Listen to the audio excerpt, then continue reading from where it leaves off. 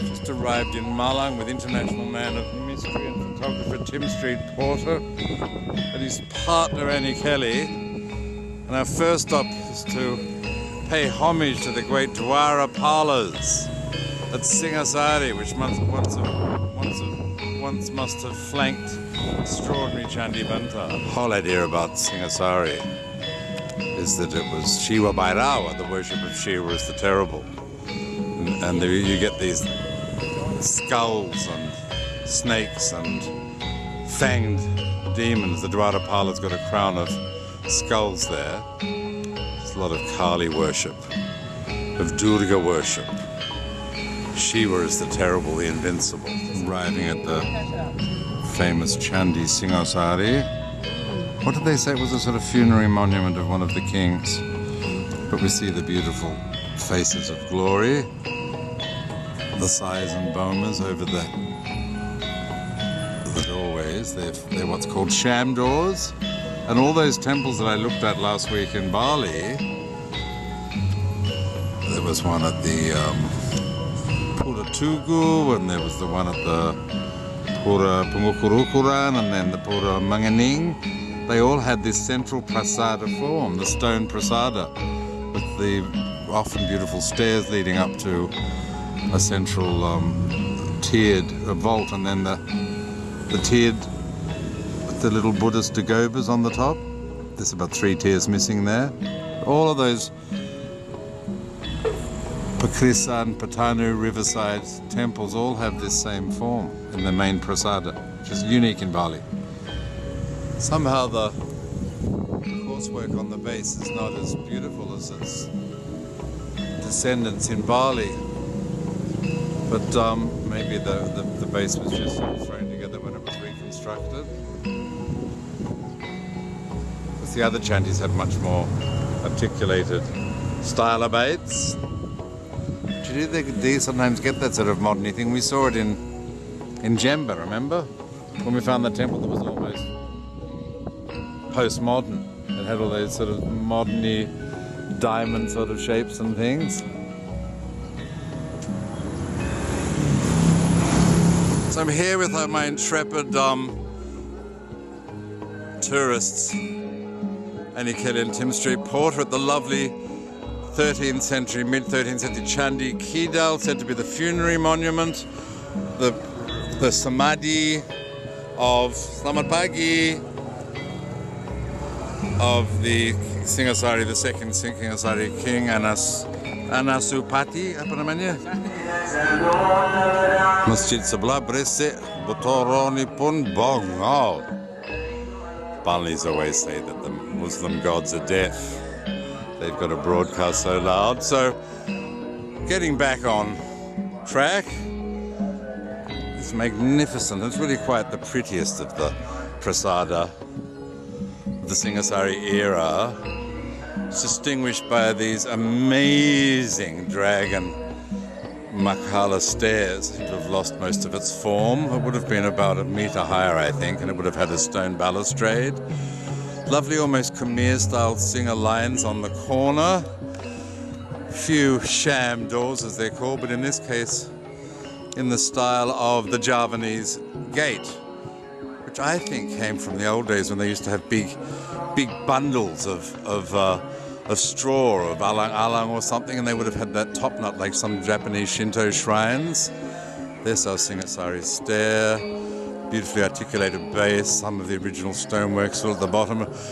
Recalls those lovely prasadas in the Balinese temples of the same era, because during the Singosari era there was lots of cross-fertilization, well, more from here to there, I think.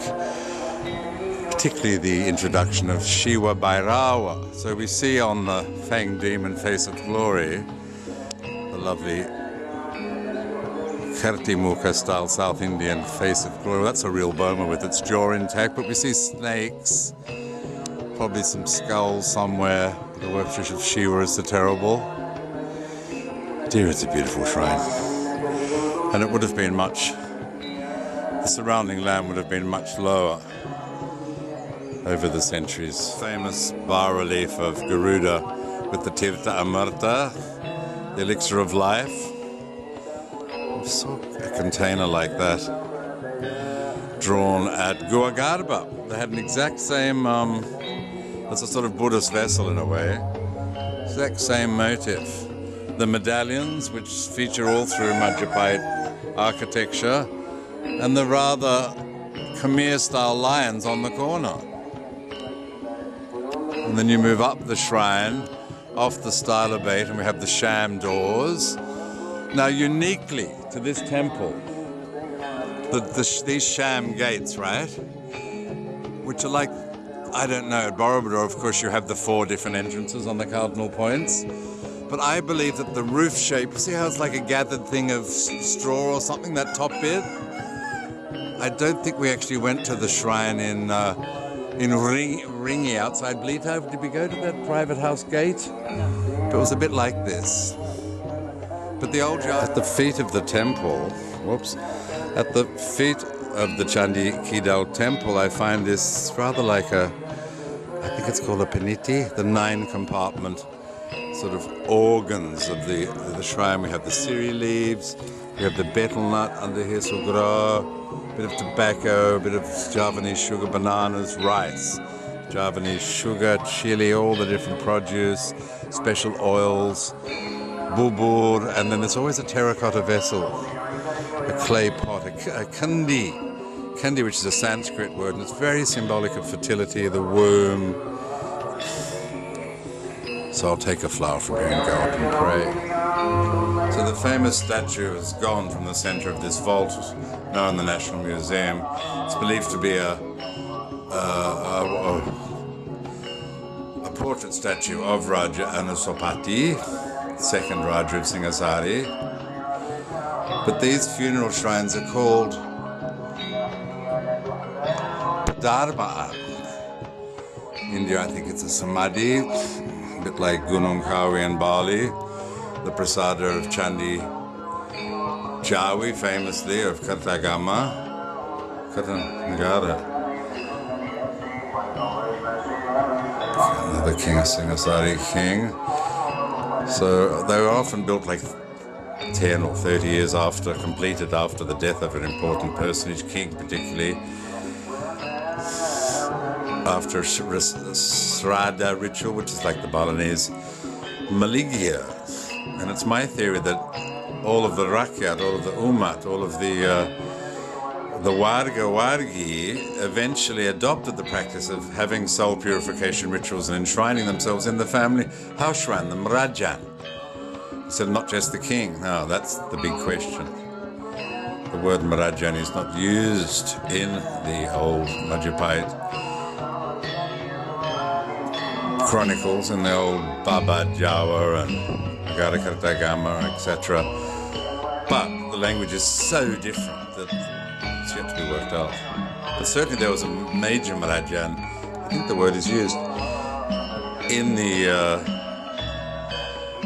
Peter Wurst, who did the book. I can't believe I can't remember it. But it talks a lot about the rituals in the Kraton Majapahit Trawola. Unlike Candi Singosari, which is pretty much ignored by the villagers, a lot of the villages here are still Kajawa and they still believe in the old beliefs, and there may be some Hindus, and they're rather religious about putting the sajen offerings at the feet of the great Candi. Arriving in the Tumpang at the fabulous Candi Jago, Jahagu, now a popular family outing place. Now, the theory is that this once had a giant Meru pagoda, tiered pagoda on it. If you look in my Majapahit style book, you'll see that. The Javanese archaeologist did a sketch of that in the 20s. He supposed that it would have been, I think it's got the Wayang style, but what is amazing, of course, have a look here, you guys. Check this out, the Balinese temple. Look, this great Balinese temple with the Candi Bantar. Candi Bantar Ada, Meru. Here's the Meru. And there's the little shrine, is it, with people in it? It's the Wayang style, sort of two-dimensional. that great kaya prasada, kaya candi, apa namanya? Kuri Agung. Kuri ini. Kuri. Bali kan masih ada kayak gitu kan? Ada itu Bali. Gorgeous candi Jago. Pecut itu kan bukti dari Shiwawa. Ada ini. Oh look. Berapa tahun kok bisa bahasa Indonesia? Oh, ini pecutnya. That's great. So here's the whip. So there's a holy whip. It's very Shiwawa. And this would have been the central statue, the famous. This is the Kendede statue. Dear, it's beautiful. Wow. Tragically, someone smashed the head off. These great kalas with the nagas and so here are the same kala heads with the skulls, the Shiva Bhairava style. Oh, they're magnificent. So Shiva Bhairava Buddhist combo here, the lovely lotus leaves. Is that a whip? I think it is a whip. And the conch shell. And the books of learning. I should know this. I think it's holding a lotus flower, actually. I think there's supposed to be holding two lotus flowers. Here are more lovely head Hindu temple details. And the offerings up in that Paraman or Pihasan. There's more chandis here and more little temple things and a gadong. Yeah. A couple of nagas here. But I've got the big book on this. And there's the Bali Pamagat Sot. Sent that to Caramala once, she's obsessed about those. Where you actually break, I talked about it in that movie on Tanganan, where they have a Pamagat Sot ritual in Tanganan, where you repay your debt when you have achieved the object of your desire being reaching age of puberty or something, and then but in temples after a great ceremony like a Basaki, the Pamagat Sot is right in the forecourt, and there's a ceremony where they go through and sort of tread on some offerings, and then it's all over. The little Punakawans under the Bali Pasamawan, all the Rajas, or maybe I can see Arjuna. It's a real Pancha Pandava, that one. Here's the high priest over here meeting. Isn't it beautiful? And all the wave and the curly bits.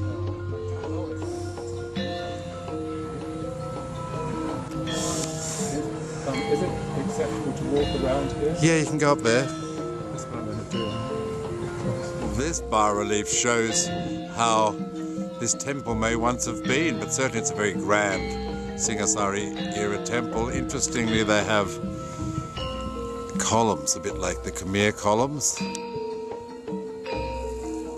Coursework on the column, big Meru in the middle. I mean, I often say that Merus were a Majapahit import, but here we have Merus on pre-Majapahit temple. I wonder if that's the earliest known depiction. There's more Bales over here. So we've arrived at Candi Badut, the oldest of the Chandis in East Java, apparently. I think it must be about 11th century. But dear, they're beautiful. Kala heads. Ah, look at those Kala heads. And very good Durga. Is that a Durga, a Kali on top of the cow? Sort of Shiva-like Durga. It's like the Durga Kutri. The famous Kala head that features in my book Majapahit Style, available at Ganesha bookshops. Product placement. Pak Kuncen, siapa namanya? Yadi. Adi. Chayadi, telling me that it's 760 AD, it's 8th century. The maquette, yes. Three-tiered with a lovely... The pinnacle is very like things we've seen in Bali and from the museum just around the corner. And there it is. I don't know, ada acara. Acara apa kok mereka dikasih pasang macam-macam, nggak boleh. Jangan dikasih paku di candi kan? So, 760 AD, present era. Wow, beautiful carving by Dewa Singha. Must have been Sanjaya Madram Kuno primavera. Exquisite carvings. Look at that kala head, the kirti muka, South Indian style. But this is really the oldest Candi in Jawa. Interesting inscriptions, modern and ancient. We see the typical coursework of early East Javanese temples. It's earlier than Borobudur.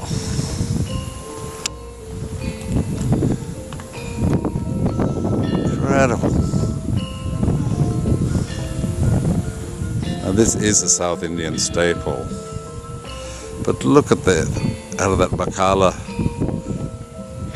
mouth comes the beautiful balustrade and the birds which you'll find on Prambanan, Borobudur perhaps, the Paxi birds. Here comes International Man of Mystery, Mr. Tim Street Porter, and doing what he does best up here. Inner sanctum. It would be usual for there to have been a giant statue here, but someone's plonked down a lingam. It's a central chamber. Statues in the four corners, the three walls. There would have been a stepped vaulted ceiling here. It's a prasada.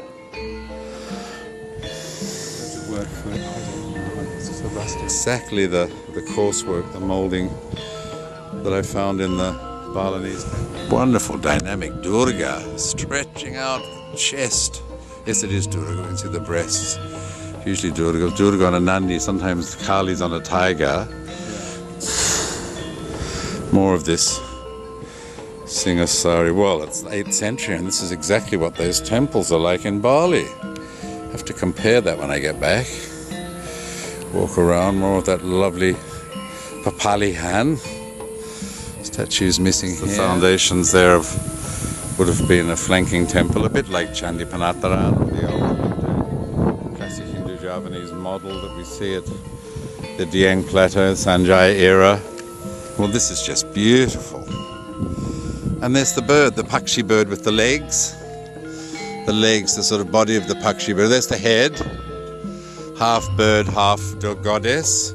And they're all over Prambanan, which is maybe 100 years later than this one, 9th century. This is 8th century, but very similar to the makalas at Borobudur. It's incredible to think that, 1,100 years ago it was this sophisticated. It's more beautiful than anything else. It's the oldest temple in East Java. All the pinnacles have survived the bantalas. There must have been that many shrines. And the mother of all bantalas over here, that could have been on the main one. Interesting that it's a rectangular format and that slightly lovely wavy sort of treatment. Fascinating where those forms would have come from. Almost like Sioni. Interesting, rather modern looking base. So today's our second day of our Majapahit Singosari adventure, ending up in Ponorogo. We're at the Candi Surowono, which is outside Pare, on the road to Kediri. And it's a Majapahit temple. Gee, it's very ornamental. These statues are beautiful. Because Majapahit style was always very ornamental.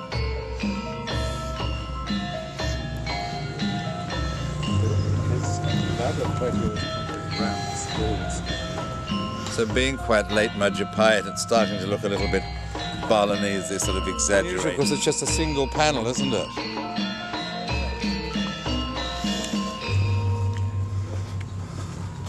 Oh, there's a whole scene, a whole wayang scene. Those lovely Candi, the little water vessels, which are very important in Buddhism. They symbolize sort of the womb. And because it's a vessel that captures water, it's also a vessel for capturing knowledge. And that was a big thing of Vajrayana Buddhism, which is sort of tantric Buddhism. And I think Bali was very affected by Vajrayana, as was Majapahit. That's why the symbol of those lightning bolts you see on all the Padandas' hats and on the flags in Bali, because it was rumored that the kings could capture the lightning bolt. But a big part of the ethos of Vajrayana was doing art really well and working hard. It was almost like a sort of a Christian ethos. All about work and art and worship. Efficiency.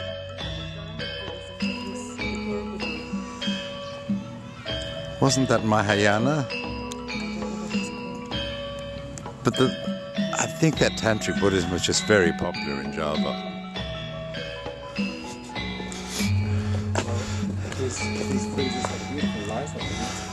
And these are sort of like Wayang, the Wayang style, very two-dimensional. But look at that whole temple scene up there.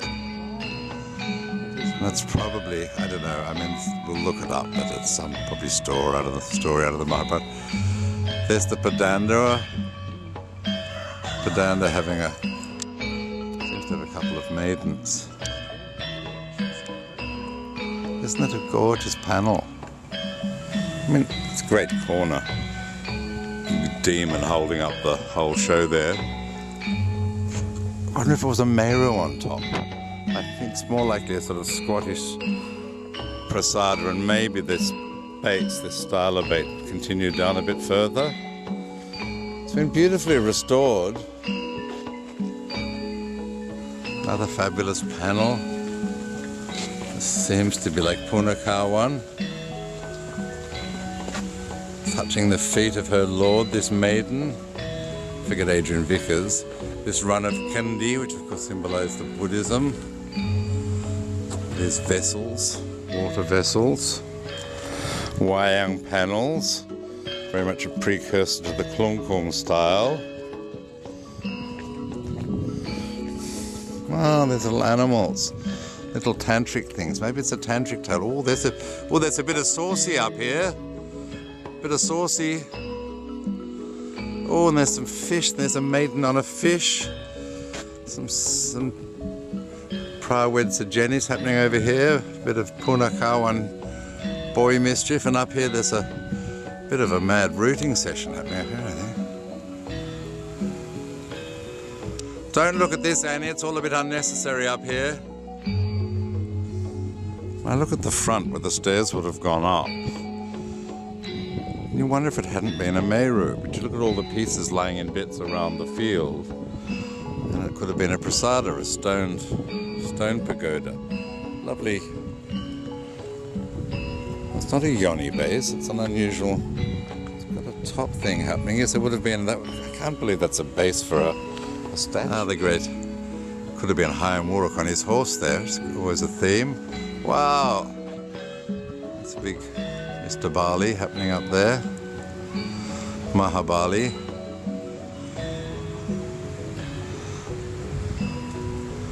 Charming.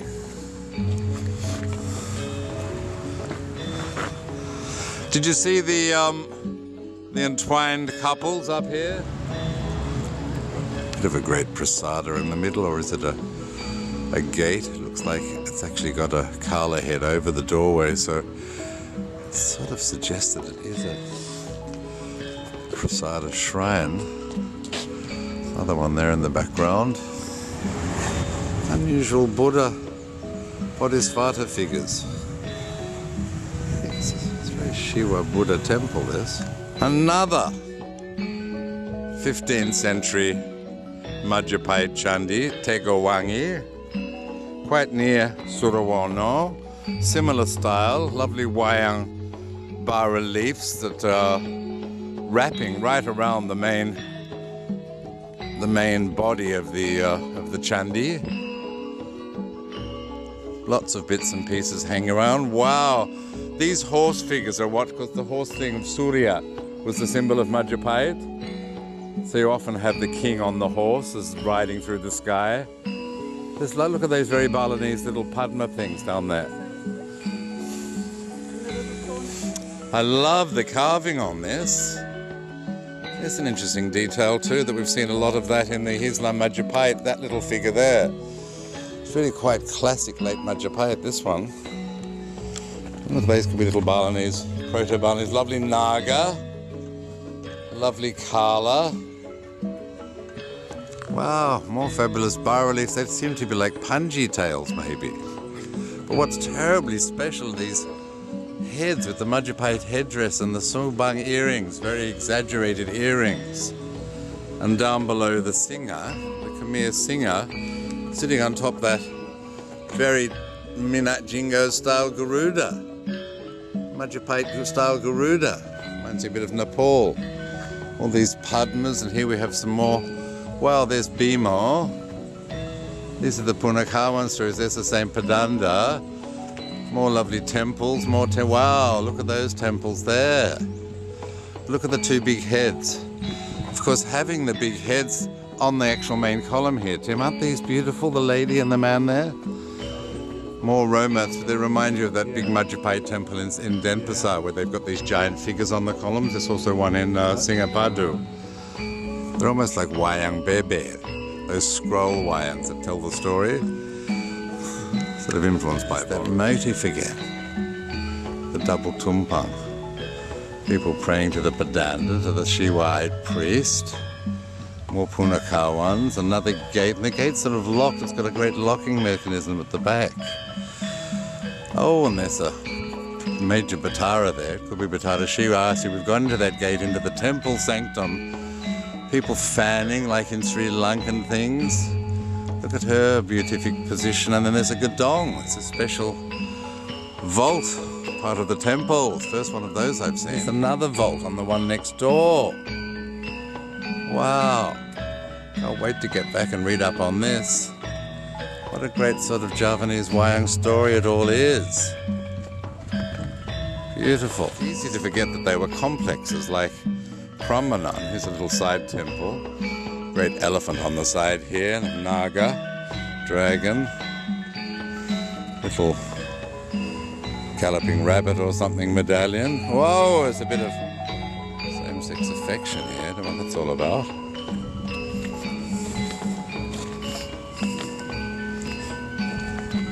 A deer. Whoa. It's like a cannibal eating a hand or something. Very odd. Trees. Quite not hurried, but they're a little bit naive. Wow, what lovely. That's classic Majapahit to have those diamond shapes. Very beautiful. Wow. What a beautiful back this one is. And look. The farmer carrying all the produce, maybe things home from the rice fields. Beautiful little shrine. Wow, what an unusual Sri Lankan looking dress. And a drummer figure. And then the panel, the bas-relief starts again. Another Gadong with the lovely stairs. Seems to be a priestess praying at a shrine. The offerings in the background. Bit of a Rakshasa there. Another Rakshasa. Pointing menacingly at a priest. Another lovely gate. What a story. So today the intrepid tourists are going to Gua Selomangleng. There's a Gua of the same name in Kediri. Yesterday we almost went there.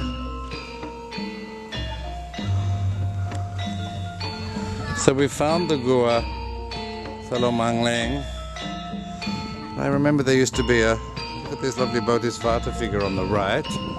But I remember there used to be a sort of batar, an ancient bataran next to it. But here's the Bodhisattva looking down on the scene here. And that 10th century roof structure, it's incredible, isn't it? Like a lombong. It's beautiful carving. Reminded of those Buddhist caves in Ajanta caves outside Ahmedabad. Not too far from Bombay, and there's a very interesting shrine up there. Look at that shrine. We were talking yesterday that there's very few depictions of shrines. There's one. Seems to be slightly renewed. This is a bit like, it's more granity, isn't it? It's a volcanic rock that they've carved into it, so it's lasted this long. There seems to be a Prabhu figure there, or a priest, or a king.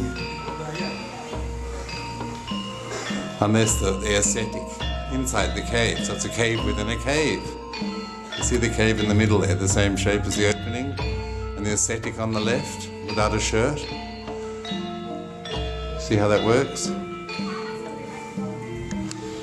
So Tomo Perez said there were 50,000 ascetics in the hills of Java like this when he came in the 15th century. And this is the 9th century, so it's a big part of Javanese culture, this meditation caves is what makes them so calm and so vague. Next stop in Sanggarahan village near Gua Selomangleng. They're restoring the Candi, and this is quite unusual. It's on a big brick. It's supposed to be like 9th or 10th century, but I can't believe these bricks have survived that long. They don't make bricks like this anymore. And they're restoring the Candi, and it's a sort of squat, Central Javanese style. Prasada Candi, hi there, love your work. They're doing a good job of that. Well, of course, it's sort of Kediri was big on the bricks too. Ini batu apa ya? Ini batu apa? Ini batu Tulungagung ya? Semacam batu putih Palimanan pad. Ya, Bu. Ini abad berapa? Aku tidak tahu, kuncinya nggak tahu. Ibu bawa buku aja ya. This has been a giant gate entrance, if that's what they've got right. They seem to have decided that this is the entrance, but there seems to be the sort of inner arch. What a temple it was, but why would the prasada be so there if the gate was here? It's a very serious restoration. Still got a few bits of things, original bits there. Lovely work. Oh, these lovely little panels on the base. Oh, there are more of those little tantric patterns, but little gorgeous tantric animals. They're sweet. All around them. This is an excellent dig and restoration exercise. The site is very clean, rather beautifully landscaped. And this local volcanic tufo, tuft, sort of a pitted batu padas. The whole construction is so tidy. We've got another excavation down here, but you sense that it's been a raised platform with, these are the remains of the Padaraksa. Yes, with this central prasada and some surrounding shrines. Very beautiful. Rather like the scale is similar to Pura Manganing in Bali. And over here is the remnants of the old Candi Banta, the entrance gate. And I don't know what this stone is. It's a sort of modern Batu Tulungagung. It's a sort of hardened off stone.